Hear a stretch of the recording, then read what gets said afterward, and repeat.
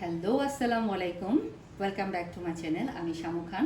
আমার cooking channel শামুস easy cooking থেকে আজকে একটি সালাদের রেসিপি নিয়ে আসলাম। সো খুবই ইজিভাবে আপনারা কিভাবে ফিশ অ্যান্ড চিপস বা হচ্ছে ফ্রাইড চিকেন বা আপনার ডায়েটিং করার জন্য বাসায় নর্মালি এই টাইপের একটি সালাদ করতে পারেন। এই সালাদটি সম্পূর্ণই আমার পার্সোনাল একটি রেসিপি, মানে আমি করতে করতে যেটা হয় যে হয়ে গিয়েছে।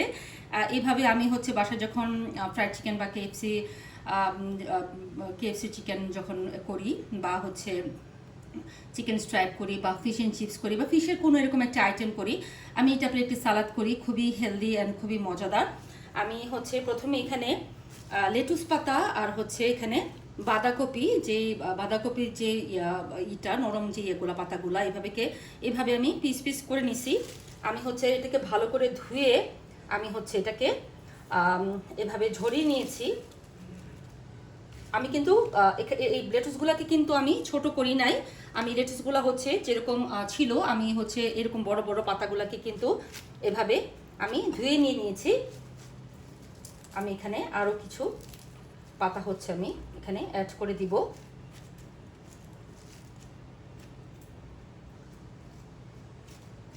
খুবই মানে সহজ একটি রেসিপি। আপনারা এই সালাদটি আপনারা বাসায় করতে পারেন এবং গেস্টদেরকে সার্ভ করতে পারেন, বা বাড়ির থেকে কোনো ফুড কিনে আনলে ধরেন সালাদ ওরকম একটি দেয় নাই, তখনই কিন্তু আপনারা কিন্তু এই টাইপের সালাদটা কিন্তু আপনারা ট্রাই করতে পারেন। সো আমার রেসিপিটি দেখলেই বুঝে যাবেন যেটা কতটা মানে সহজ।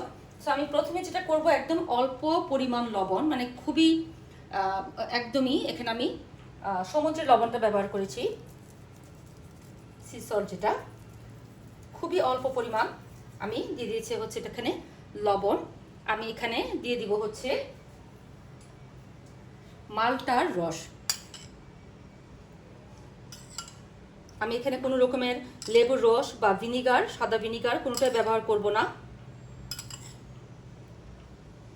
এটি কিন্তু খুবই সুস্বাদু এই টাইপের আপনাদের ফাস্টফুড টাইপের যে জিনিসগুলা বা ফ্রাইড চিকেন, ফ্রাইড ফিশ, এই টাইপের ফুডগুলোর সাথে কিন্তু এটা অনেক যায়। বিশেষ করে আমার বাসায় আমার হাজব্যান্ড, আমার বাচ্চারা খুবই পছন্দ করে। সো এখন যেটা করতে হবে, আমি এটার উপরে দিয়ে দিব হচ্ছে কিছুটা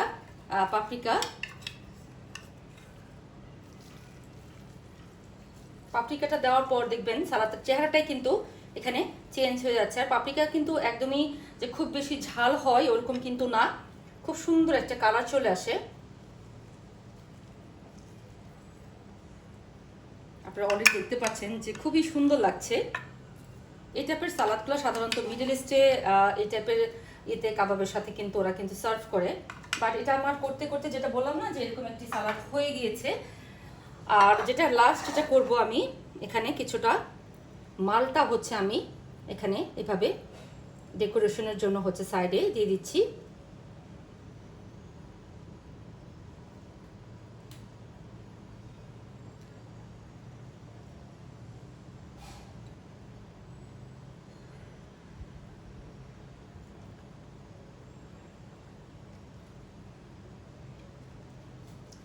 সো এইভাবে এরকম একটি মজাদার সালাদ আপনারা কিন্তু, আমি আবারও বলছি, বাসায় ট্রাই করতে পারেন।